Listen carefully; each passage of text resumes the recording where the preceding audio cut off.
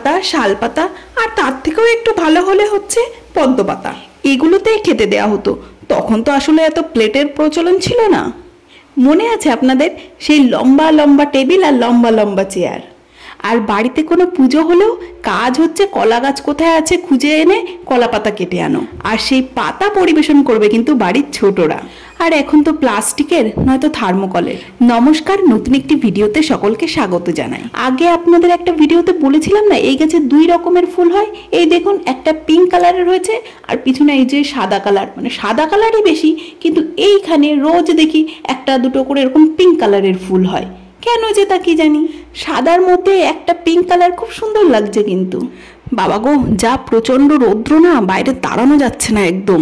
আর এই গরমে না অল্প একটু কাজ করলে এত কষ্ট হয়ে যাচ্ছে।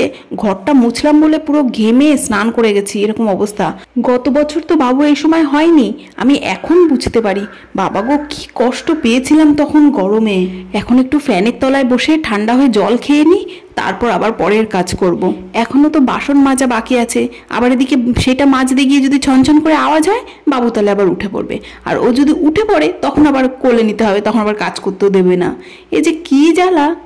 এই জন্য কি হয় বলুন তো, যখন জেগে থাকে তখন তো কাজ করতে দেয় না, আর যখন ঘুমিয়ে থাকে তখন আমি কাজ করি, তবে আস্তে আস্তে, মানে পুরো একদম সাইলেন্ট মুডে। আর এই গরমের মধ্যে রান্নাঘরে কাজ করা কিন্তু কোনো সহজ কথা নয়।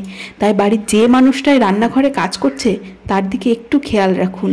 আমার তো খেয়াল রাখার এখন কোনো লোক নেই, তো আমার কথা বাদ।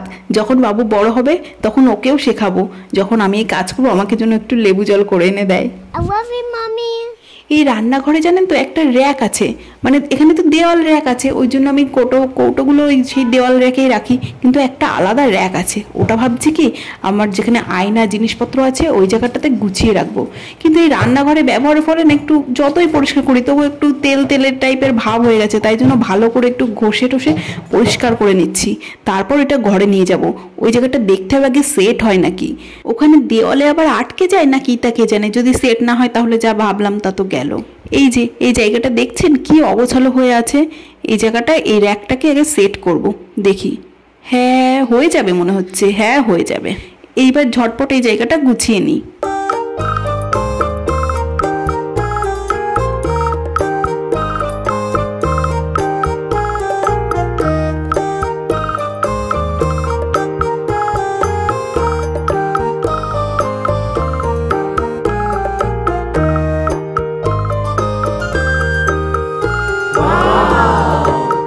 যাক, কাজটা হয়ে গেল, সুন্দর সেট হয়ে গেছে জায়গাটা। এখন ওই নিচের জায়গাটা বাকি আছে গোছাতে, এটাও পরে হবে, আবার পরে গুছিয়ে নেব। ওদিকে বাবুও দেখুন উঠে গেছে। এই যে আমার সোনা পাপ্পা, অবাক হয়ে গেছো তুমি? ও ঘুম থেকে উঠে দেখছে যে আমি কাজ করছি, দেখে আবার এদিকে ভিডিও করছি, সেটা দেখে অবাক হয়ে গেছে। সোনা পাপা আমার ঘুম হয়ে গেছে, খাওয়াবো এবার। ও বাবা, গড়াগড়ি করছে আবার এখানে বিছানাতে, একবার এদিক একবার ওদিক। আমাদের জন্য আজকে একটু স্পেশাল খাবারের ব্যবস্থা আছে, তাই জন্য আর বাবুর জন্য এখানে খাবারটাও করে নিয়েছি। খাওয়া নিয়ে না খুব সমস্যায় পড়েছে ওকে, সলিড খাবার মোটেই চিবিয়ে খেতে চায় না, মানে গিলে গিলে খাবে, তার জন্য দুই রকম নিয়েছি।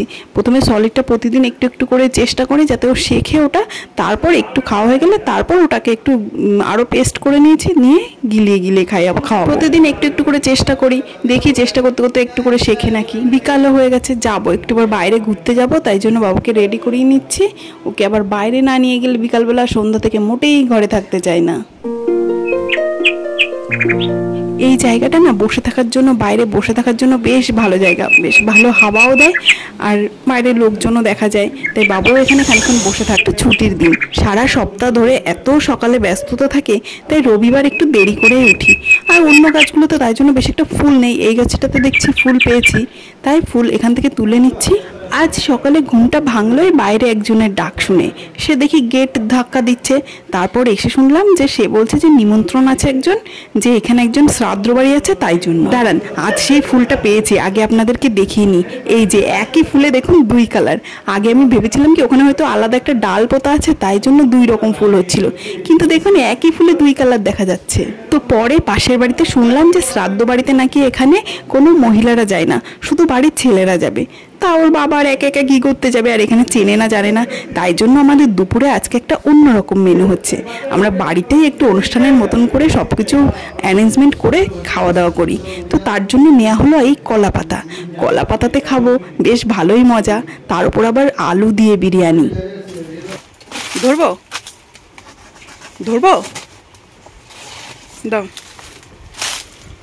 বাবা, এত বড় থালা, থালা নাকি এত বড়। কলা পাতায় খেতে ভালো লাগে বলো? দাও। না না থাক থাক, হ্যাঁ থাক না, থাক, ছোট হয়ে যাবে, থাক না।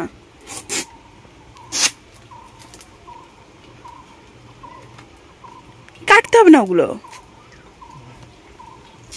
বাড়িতে রাস পুজোর সময় খিচুড়ি হতো, তো তখন হচ্ছে ও কলা পাতা কাটতো। সেটাইও বলছে ছোটবেলা থেকে আমি কাটি, এগুলো কেটে ফেলতে হয়, তাই ওগুলো কেটে দিচ্ছে। ছোটবেলায় কাটতে না, আঠা লেগে যাচ্ছে আমার হাতে।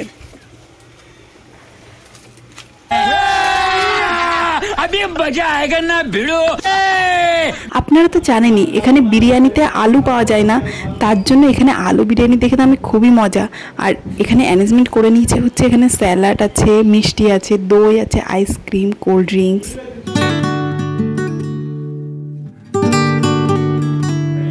দাঁড়ান একটু খেয়ে নিয়ে দেখি কেমন টেস্ট হয়েছে। পুরো দারুণ হয়েছে। ভিডিও করতে গেলে বাস্তবে যা হয়, আমি এইসব গোছাচ্ছি আর ওর বাবা খেয়ে দিয়ে উঠে পড়েছে। আমি একা একা খাচ্ছি। এই যে আপাতত খাওয়া কমপ্লিট, শুধু এইটাই রয়ে গেল। এই যে স্যালাড দেওয়া, টক দই দিয়ে স্যালাড বানানো, আর সব কিছু খাওয়া গেছে। অনুষ্ঠান বাড়িতে খাওয়ার সময় এটা কেউ করেন কিনা বলুন তো? আমি তো মাঝে মধ্যে করি, যে লাস্টে যে মিষ্টিটা থাকে জলের মধ্যে মিষ্টির রসটা দিয়ে, আর লেবু থাকলে লেবু আর লবণ দিয়ে একটু জল বানিয়ে নিই। সেটা খেতে না আমার দারুণ লাগে। তবে সেটা রসগোল্লা দিয়ে ভালো হয়, এটা তো তেমন রস নেই, তবে যেটুকু হলো সেটুকুই। আজ যখন অনুষ্ঠান বাড়ির মতন করছি, তাহলে পুরোটাই করে নিই। এই একটু লবণও দিয়ে দিলাম, এবার এটা খেয়ে নেব। এই যে পুরো অনুষ্ঠান বাড়ি, আর শেষ পাতের মিষ্টি দই দিয়ে এটা পুরোপুরি কমপ্লিট হলো। আজ না এত গরমের জন্য দুপুরে বাবু ঘুমায়নি, তাই বিকালে ঘুমিয়ে পড়েছিল, তাই আর বিকালে বেরোনোও হয়নি। তাই সন্ধ্যাবেলা ছুটির দিন, ওর বাবাও বাড়ি আছে, সন্ধ্যাবেলা ভাবলাম একটু বাজার থেকে ঘুরে আসি, তাই জন্যই যাচ্ছি। আর আসার সময় একটু সবজিপাতি আর একটু ফল কিনে নিয়ে এলাম। এগুলো এবার ফ্রিজে গুছিয়ে রাখতে হবে। ভিডিওটা তাহলে এখানেই শেষ করছি। আপনারা সকলে ভালো থাকুন, সুস্থ থাকুন, দেখা হবে নতুন একটি ভিডিওতে।